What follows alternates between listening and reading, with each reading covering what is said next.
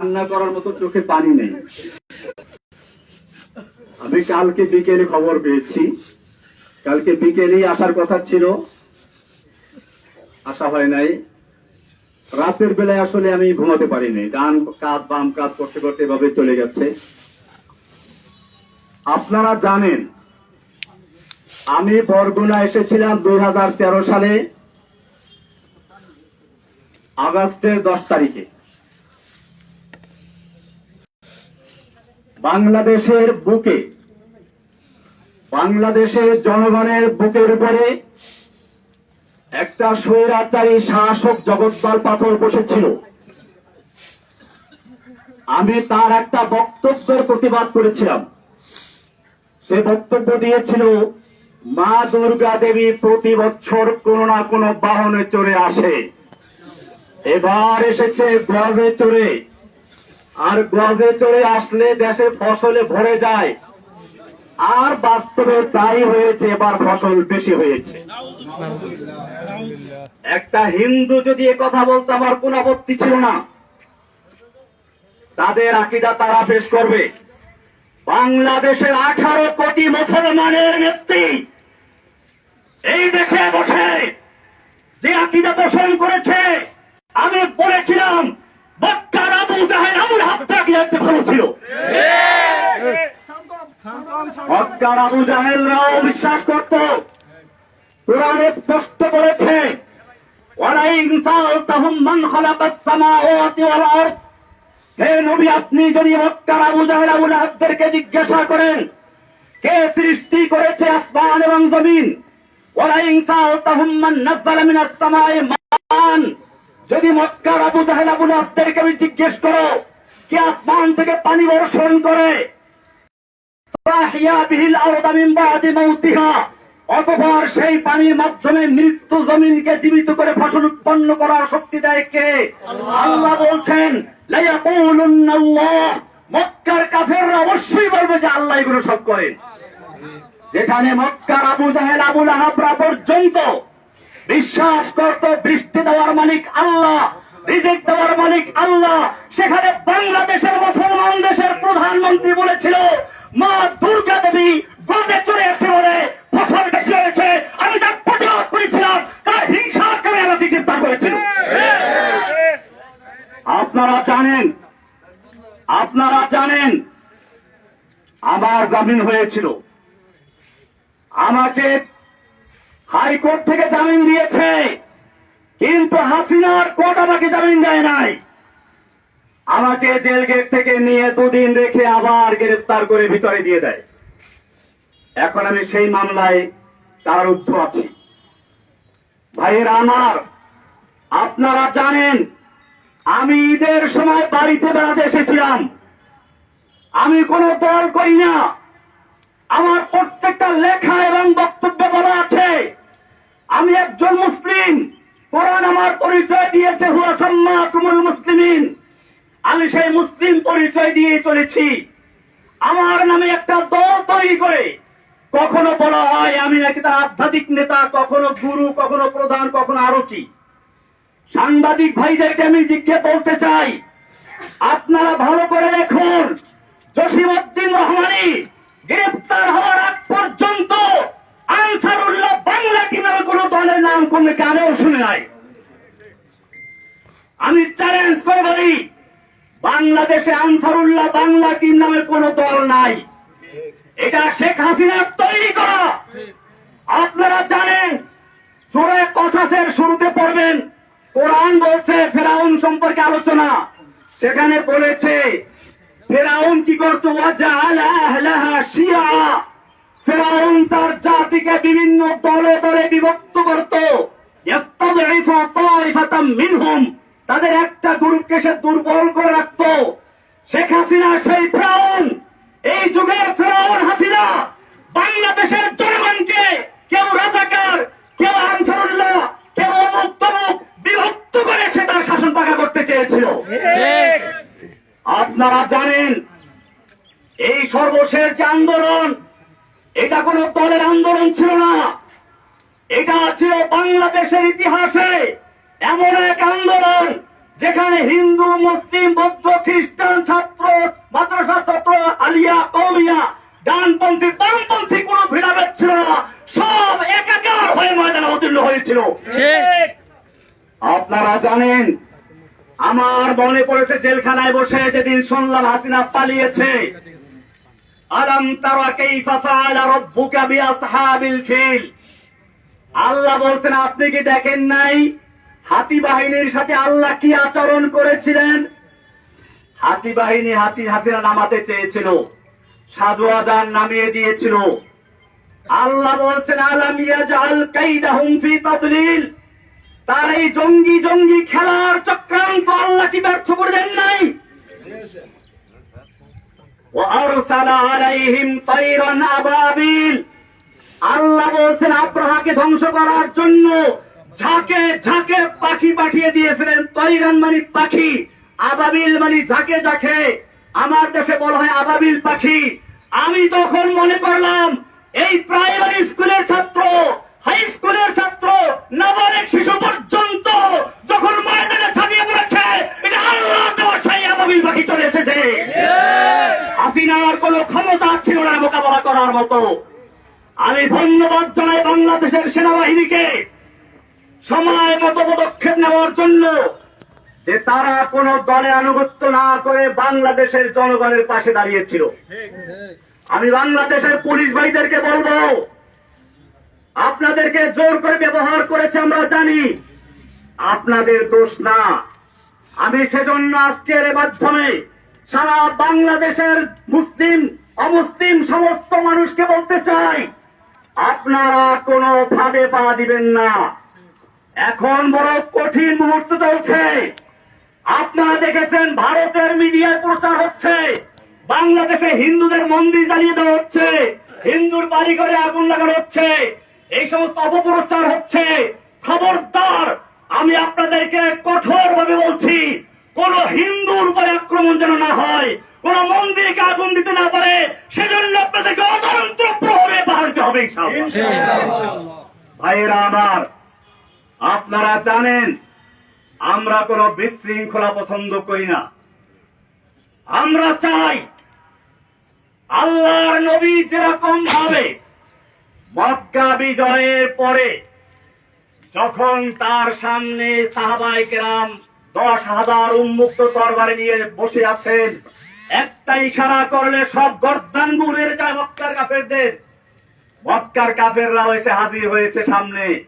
আল্লাহর নবী জিজ্ঞেস করেছিলেন, ওহে মক্কার কাফেররা, তোমরাই তো সেই লোকগুলো যারা আমাকে হত্যা করার জন্য ঘেরাও করেছিলে, তোমরাই তো সেই লোকগুলো যারা আমার বিলালকে উত্তপ্ত রৌদ্রে শুয়ে রেখে নিচে আঙ্গার দিয়ে উপরে পাথর চাপা দিয়ে রেখেছিলে, তোমরাই সেই লোকগুলো যারা সুমাইয়া রাদিয়াল্লাহু তাআলা আনহাকে লজ্জাস্থানে বর্ষা দিয়ে আঘাত করে হত্যা করেছিলে, তোমরাই সেই লোকগুলো যারা আম্মার ইবনে ইয়াসিরকে বন্দী করে নির্যাতন করেছিল।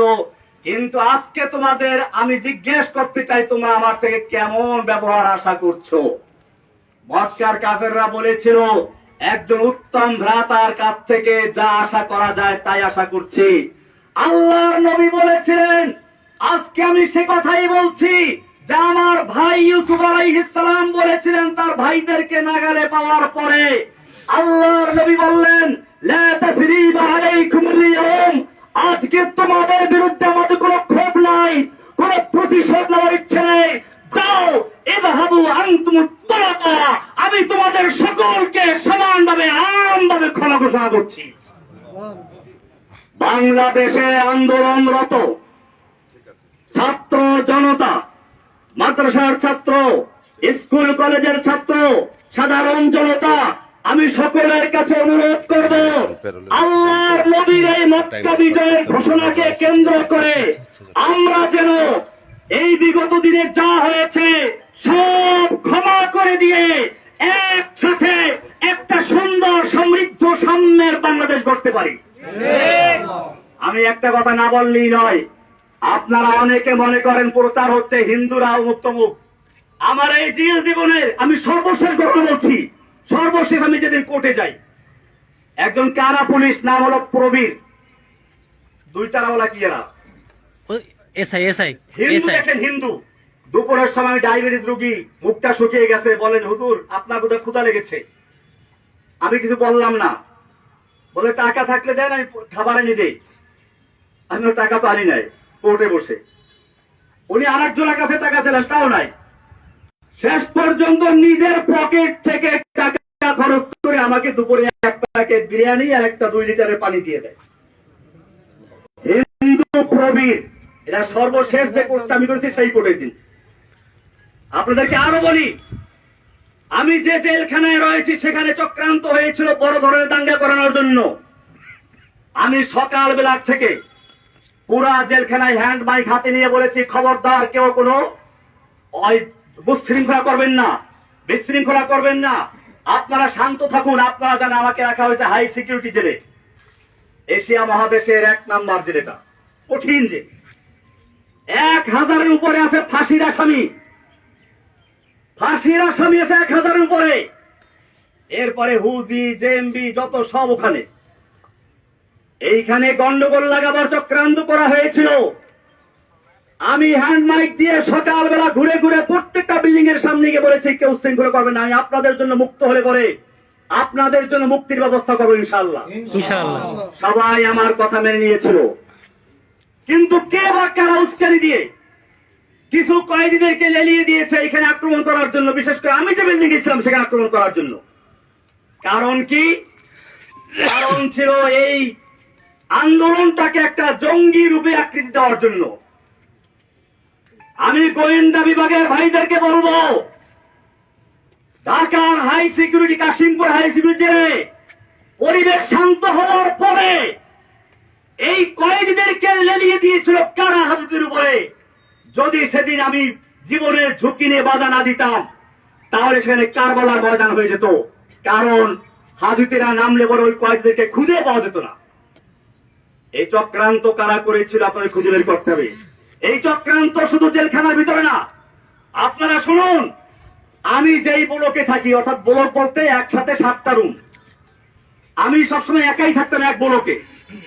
কিছুদিন আগে বন্দি বেশি হয় আমার ওখানে, ওই যে প্রশ্ন ফাঁসের আসামি আবেদ আলী, ওর সাথে আরো কয়েকজন যায়, হিন্দু একজন আসামি আছে, হিন্দু।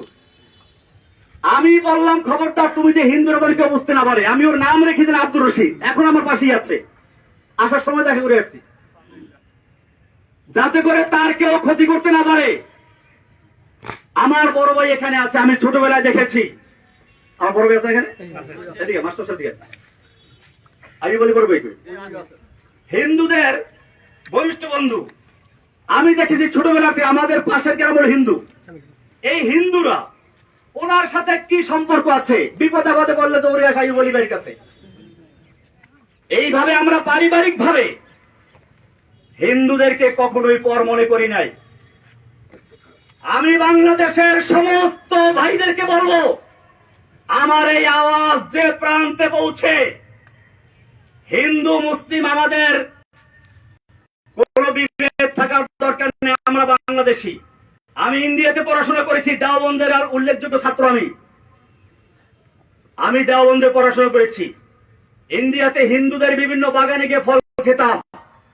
হিন্দু দাদারা আমাকে বলতো, খালো খালো ভাই, যেতে চাই খালো, যত চাও খেয়ে দিতে পারো। এরকম আমি সেই সংস্কৃতির প্রাপ্ত লোক। আজকে হাসিনা সরকার তার ব্যক্তিগত আক্রোশের কারণে সারা বাংলাদেশে নয় সারা বিশ্বে আমাকে জঙ্গি বলে চিহ্নিত করে একেবারে প্রচার করেছে। আমি আপনাদেরকে, সাংবাদিক ভাইদেরকে বলতে চাই, বাংলাদেশ আমি যখন বয়সে ছিলাম গ্রেফতার পরিণত হলাম। আমি বর্ণার বড় মসজিদ, কেন্দ্রীয় মসজিদ সুধাক, এই সদরঘাট মসজিদের খতিব ছিলাম। শুক্রবার দিন, জুমার দিন, ঈদের মতো, লোকসভার মতো বরগুনার কোন লোকে বলতে পারবে আমি কোন জঙ্গি জঙ্গি কর্মকাণ্ডের সাথে জড়িত ছিলাম? তাহলে আমাকে কেন এই পরিচয় করা হোক? কারা করিয়েছে? আল্লাহ তারা ছাড়ে না। ইন্না বাদশা রব্বিকা লাশাদীদ। যেই অহংকারী, যেই ফিরআউন, যেই দাজ্জাল কয়েকদিন আগেও বলেছিল হাসিনা পালায় না, সে ব্যক্তি পালিয়ে গেছে। এটা আল্লাহর দেওয়া শিক্ষা। আমি একটা কবিতা তৈরি করেছি, যা আল হাক্কু ওয়া যাহাকাল বাতিল ইন্নাল বাতিলা কানা যাহুকা।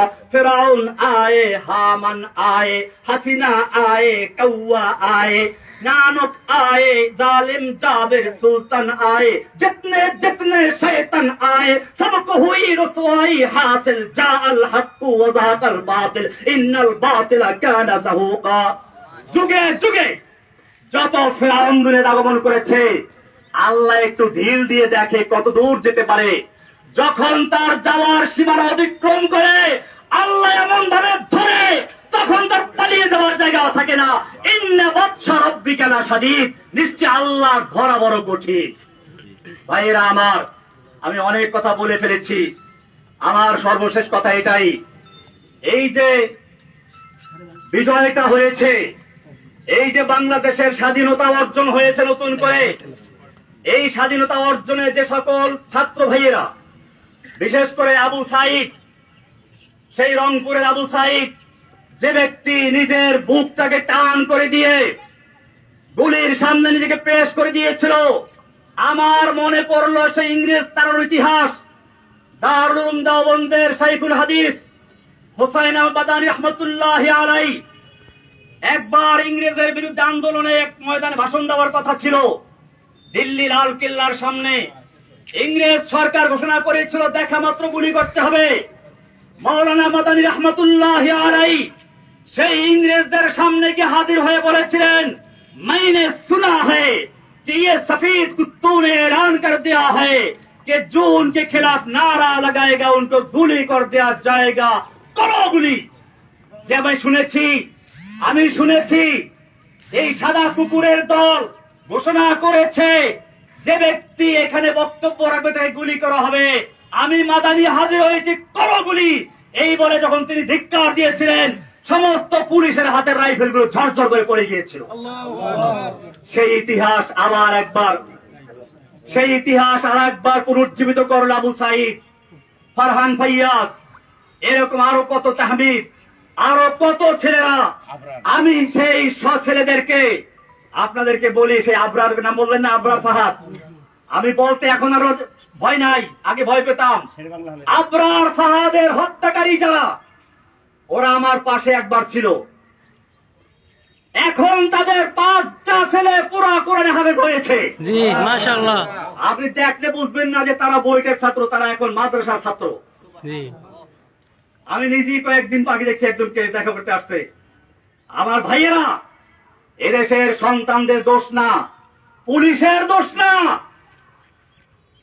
আওয়ামী লীগ যুবলীগ ওই ছেলেদের দোষ না, দোষ হচ্ছে কিছু লিডারদের, কিছু নেতা নেত্রীর, যারা এদেশের যুবকদেরকে, এদেশের পুলিশদেরকে, এদেশের সৈন্যদেরকে নিজেদের স্বার্থে ব্যবহার করতে বাধ্য করে। আমি আমার বাংলাদেশের তরুণ ভাইদেরকে বলবো, তোমরা জীবন দিতে শিখেছ, ইনশাআল্লাহ যে জাতি জীবন দিতে শিখে সেই জাতিকে কেউ দাবিয়ে রাখতে পারে না। সব গরিজা হো গিয়া আখের, सब गुरीजा हो गया आखिर जलवाए खुर्शीद से, ई चमन मामूर होगा नगमाए तौहीद से। রাতের আধার কেটে যাবে পূর্ণিমার চাঁদের আলোকের ঝলকানিতে, এই জমিন আবার আবাদ হবে তাওহীদের আওয়াজে ইনশাআল্লাহ। ভাইয়েরা আমার, আমি আপনাদের কাছে দোয়া চাই, আল্লাহ যেন আমাকে এবং আমার সঙ্গে আরো যে ভাইয়েরা আছে সকল ভাইদের মুক্তি আল্লাহ তাআলা ত্বরান্বিত করেন, জোরে বলেন আমিন। আমরা জানাজা এসেছি আমার বড় বোনের মৃত্যু। আমার এই বড় বোন মূলত মায়ের মতোই, মায়ের আদর স্নেহ দিয়ে তিনি আমাদেরকে লালন পালন করেছেন। আমার এই বড় ভাইরা দুইজন আছেন, আপনারা জানেন এই দুই ভাই কৃষক, কিন্তু এই ভাই একজন আরেকজন কই বলিল ভাই কই, আর ইনি হলেন Abdul Jalil master, BSc BEd MA pass. আমার ছোট ভাইটা ছিল আবুল বাশার, সেমে পাস করা ছিল, কলেজে প্রফেসর ছিল। আমাদের এই সব ভাইগুলোকে ঈদের সময় আমরা একত্রে ছিলাম, আমাদের ভাই বোন আমরা সবাই অত্যন্ত আপন। আমাদের মধ্যে কোন রকমের কোন একটু মনোমানিত নাই। ঈদের সময় আমরা সবাই হাজির ছিলাম, আমাদের মেয়ে জামাইগুলো, আমাদের ভাইগুলো, ভাতিজাগুলো, আজকে কয়েকটা ভাতিজা এখন চিনতেও পারি না আমি, কারণ ওরা ছোট ছোট অবস্থা জেলে ঢুকেছিল। এই লোকগুলোকে জঙ্গি বানিয়ে দিল। এরপরে শুনে আরো কি হয়েছে, ওই যে পুলিশ বাবুল আক্তার, সে তার বউকে নিজে খুন করলো। সে বলল কি যে আমি জঙ্গি আন্দি করতাম, সেজন্য আমার উপরে জঙ্গি আক্রমণ করছে। এরপরে সারা বাংলাদেশে গ্রেফতার করলো। আবার সেই সময় আমার এই কৃষক দুই ভাইকে ক্ষেতের থেকে ধরে গ্রেফতার করলো। আমার এই ভাই জলিল মাস্টার বরগুনার একজন নাম করা হেডমাস্টার, আজকে কত 11 বছর পর্যন্ত মামলার কোন বিচার নাই। মামলার বিচার করবে কি? এই মামলা তো হাসিনার নির্দেশে হয়েছে, এই মামলার কোন এভিডেন্স নাই, সেজন্য মামলা জায়গায় রয়ে গেছে। আজ পর্যন্ত বিচার শুরুই হয় নাই। আমি আপনাদেরকে কথা বলে এই জন্য বললাম, আপনারা বরগুনার মানুষ, হয়তো আপনারাও মিডিয়ার কারণে অপপ্রচারের কারণে বিশ্বাস করতে পারেন, মনে করতে পারেন কিনা যেন আছে। আসলেই আমার এই ভাইগুলোকে আপনারা চিনেন। আমার ছোট ভাই ওই সময় বাড়ি ছিল না, সে বরিশাল কলেজে প্রফেসর ছিল। তাকে গুম করা হলো, 6 মাস পর্যন্ত নির্যাতন করা হলো। বলা হলো তুই খালি একটা কথা বল, জসিমউদ্দিন রহমানী আনসারুল্লাহ বাংলা টিমের প্রধান, তাল তোকে ছেড়ে দিব। আমার ছোট ভাই চরম নির্যাতনের শিকার হয়েছে। আমি যখন তাকে যেতে দেখলাম, হাঁটতে পারে না, একটা যুবক তকদর্ব, কি হাস্যোজ্জ্বল হাসি খুশি একটা ছেলে, কিন্তু সে হাঁটতে পারছে না। এবং কিছুদিন পরে সে আল্লাহর রাস্তায় মারা গেল, শহীদ হয়ে গেছে। ভাইয়েরা আমার, কি অপরাধ ছিল সে আবুল বাশারের, কি অপরাধ ছিল জলিল মাস্টারের, কি অপরাধ ছিল এই কৃষক আইয়ুব খলিলের, কি অপরাধ ছিল সেই ছোট ছোট বাচ্চাদের, ওই যে ছেলেগুলো সব জেলে ছিল। এখন আমার সামনে সব বড়গুলো বড় হয়ে গেছে, ভাতিজারা, আমি চিনিও না রেখে। এই যে এটা জেলে ছিল, এ সিএনবি মসজিদের ইমাম, এ একটা জেলে ছিল। এরকম মানে এখন বড় হয়ে গেছে। আপনি দেখছেন, তখন আরো ছোট ছোট বাচ্চা ছিল, এই বাচ্চাগুলোকে ধরে জেলে ঢুকিয়েছে। বিচার কি হবে না? আল্লাহর কি আদালত নাই? আল্লাহ তাআলা সব দেখেন, সব শুনেন। তিনি একটু ঢিল দিয়ে দেখেন, তোমাকে এই দেড় যুগ পর্যন্ত ঢিল দিয়েছিল, এরপরে তোমাকে এমন ধরেছে, তোমার দরবেশ বাবা দাড়ি কেমাইয়া মারতে পারে নাই। দেখেন নাই দরবেশ বাবারে? দেখছি। এই দরবেশ বাবা ইসলামকে ভালোবাসে, কিন্তু আজকে সে বাঁচার জন্য দাড়ি কামাইয়া বাঁচতে পারে না।